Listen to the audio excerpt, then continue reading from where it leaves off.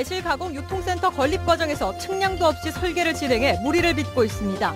광양 빅그린 매실 사업단의 부실한 행정을 연속 취재했습니다. 여수 연등천의 수질 오염이 심각한 수준입니다. 참다 못한 인근 주민들이 근본 대책 마련을 촉구하고 나섰습니다. 여수 경도 앞바다 양식장에서 어류 69만 마리가 폐사했습니다.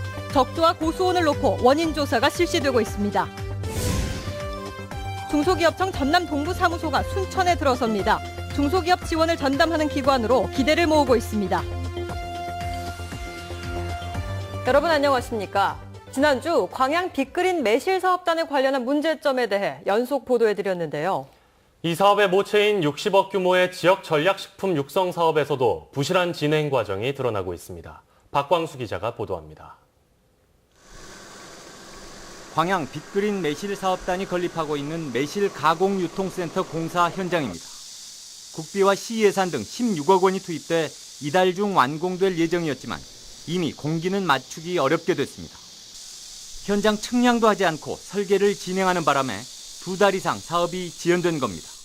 설계가 들어갈 때 당시에는 소유권 자체가 시에 있는 상태였고 건축사 사무소에서 측량해서 설계하는 줄 알았는데 그게 이제 나중에 해놓고 보니까 틀어져갖고.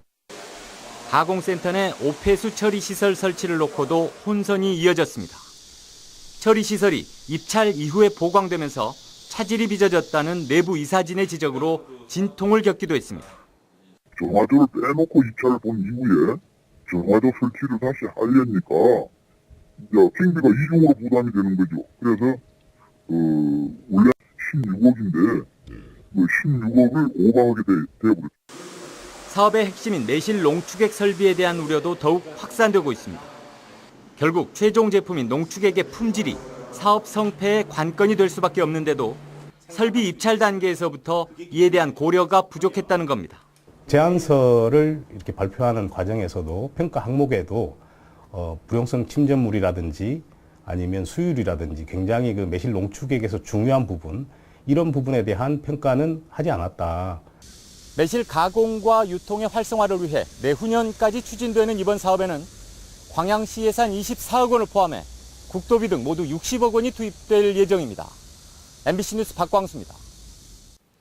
여수 도심을 관통하는 연등천의 오염이 갈수록 심해지고 있습니다.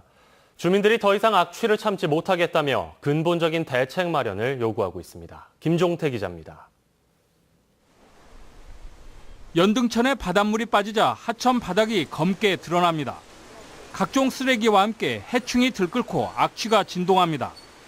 인근 수산시장에서 오폐수가 그대로 하천으로 흘러들고 생활하수가 여과 없이 쏟아집니다.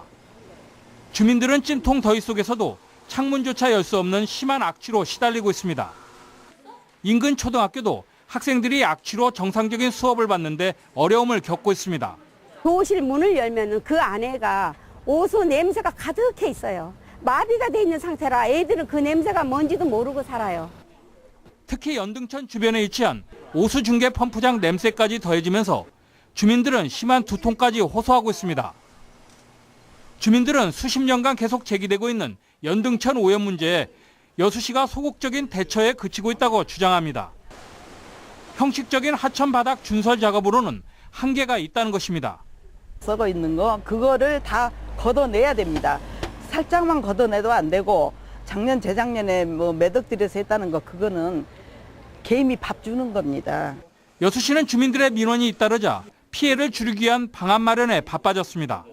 이 연등천변으로 올라가는 오수관하고 차직관로 공사를 지금 시행을 할 예정입니다. 이게 지금 금년 10월 달부터 지금 공사가 진행될 예정이 있거든요.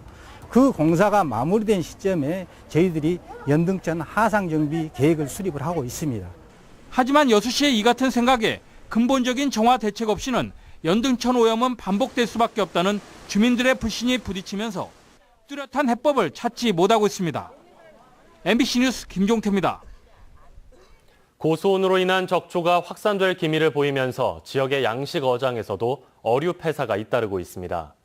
여수시에 따르면 지난주부터 화정면과 남면 일부 해역에 적조 생물 밀도가 밀리리터당 최고 1,350개체에 이르면서 소경도 양식장에서 우럭 56만여 마리와 돌산 군내리에서 3만여 마리가 죽는 등 지금까지 69만여 마리가 폐사했습니다.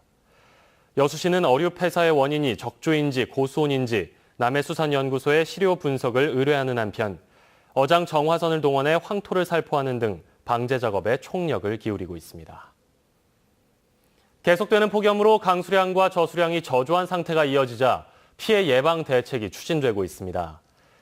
전남도는 최근 2달간 전남 지역 강수량이 333mm로 평년의 75% 수준에 머물고 저수율도 평년의 78%에 그침에 따라 가뭄 관심 단계로 설정하고 내일부터 상황실을 가동하기로 했습니다.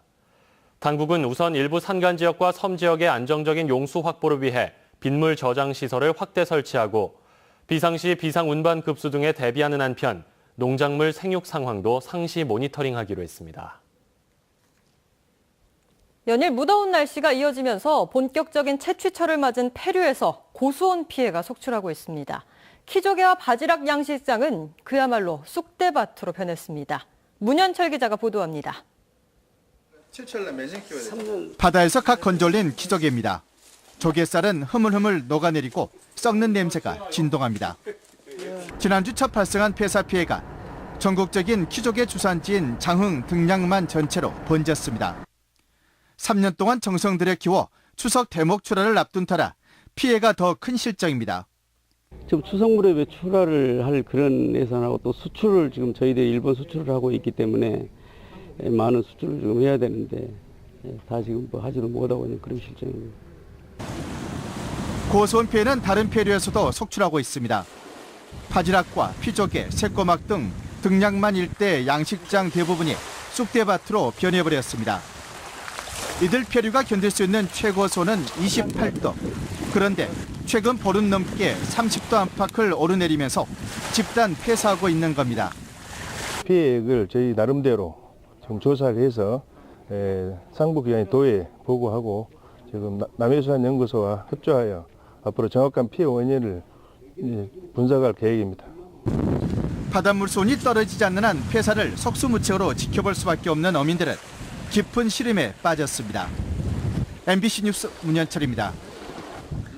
전남도와 일선 시군이 오늘부터 전쟁 위기 상황을 가정한 을지 연습에 들어갔습니다. 전라남도와 일선 시군은 오늘 오전 6시 전 직원 비상 소집에 이어 2016년 을지 연습 최초 상황 보고회를 갖고 민관군경 합동으로 북한의 도발 징후 등에 따른 전쟁 위험이 높아지고 있는 상황을 가정해 지역 방호를 위한 연습 일정 등을 점검했습니다. 을지 연습은 오는 25일까지 도내 주요 시설 피습, 주민 대피, 테러 경멸 등 250가지의 각종 위기 상황을 가정한 대응 조치 훈련으로 이루어집니다. 20대 국회 정치 상황이 달라지면서 호남 예산 확보에 대한 기대감이 커지고 있습니다. 전라남도와 광주광역시는 여소야대로 바뀐 20대 국회에서 더민주와 국민의당이 호남 민심을 잡기 위해 경쟁하는 상황이 현안 해결이나 예산 확보에는 긍정적으로 작용할 것으로 기대하고 있습니다. 또 호남 출신의 이정현 대표가 여당 대표로 선출된 데 대해서도 기대감을 나타내고 있습니다. 광주시와 전라남도, 전라북도는 내일 전북도청에서 새누리당과 예산정책협의회를 열고 현안 사업에 대한 지원을 요청할 예정입니다. 건설업자로부터 뇌물을 받은 혐의로 순천시청 공무원이 경찰에 검거됐습니다. 순천경찰서는 지난 2012년 순천시 입찰공사에 참여한 중기회사 대표 A씨로부터 110여만 원 상당의 백화점 상품권을 나눠받은 혐의로 순천시청 6급 공무원 A씨와 B씨를 검거해 검찰에 불구속 기소 의견으로 송치했습니다. 또 B씨와 C씨에게 뇌물을 준 혐의를 받고 있는 순천 모 중기회사 대표 44살 A씨도 뇌물 공여 혐의로 함께 송치했습니다. 제13회 에너지의 날 행사가 지역별로 잇따라 열립니다. 제13회 에너지의 날을 맞아 오늘 오후 6시부터 조례호수공원 원형광장과 이순신 광장에서는 불을 끄고 별을 켜다 에너지 절약으로 숨쉬는 지구라는 슬로건으로 신재생 에너지 생산자재 홍보물 전시회와 함께 다채로운 문화 행사가 열렸습니다. 특히 오후 9시부터 5분 동안은 소등 행사도 열려 범국민적 에너지 절약 실천과 온실가스 감축 운동의 필요성을 공감하는 시간을 갖게 됩니다. 최근 기아 타이거즈 다 잡았던 경기를 놓치는 경우가 많습니다. 불펜진의 피로도가 쌓이면서 뒷심 부족이 걱정입니다. 한신구 기자의 보도입니다. 8회 초 수비, 기아 팬들의 가슴이 또다시 타들어갑니다. 석점차 앞선 상황에서 끝내 넉 점을 허용하며 다 잡았던 경기를 놓칩니다. 지난 18일 롯데전에서도 연장 슛에 밀어내기 볼넷을 허용하며 역전패. 기아 타이거즈가 후반기 들어서 이처럼 불펜 고민에 소가리를 하고 있습니다. 시즌 초반 선발 투수가 이탈해 불펜 자원을 끌어다 쓰면서 피로가 쌓여서 경기 후반 허무하게 역전을 허용하는 등 심각한 뒷심 부족을 드러내고 있는 겁니다. 1, 2점 차 살얼음판 승부에서 약할 수밖에 없고 4, 5점을 이기고 있어도 안심하고 경기를 즐기기도 어렵게 됐습니다. 더욱이 이번 주 기아는 가을 야구 직행에 고비를 맞고 있습니다. LG가 한 게임 차로 턱밑까지 추격해온 데다가 이번 주 초와 주말엔 절대 열세를 보이고 있는 NC 두산과의 경기가 예정돼 있기 때문입니다. 그나마 다음 달 초엔 안치홍이 군에서 전역해 팀에 합류하게 됩니다.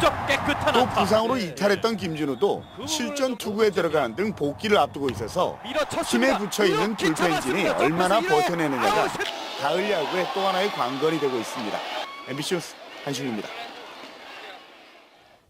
광주지검 순천지청은 순천시민사회단체가 지난 4일 접수한 이정현 새누리당 대표의 KBS 방송 개입 의혹 혐의에 대한 고발 사건을 서울중앙지검으로 이송 처리했다고 밝혔습니다.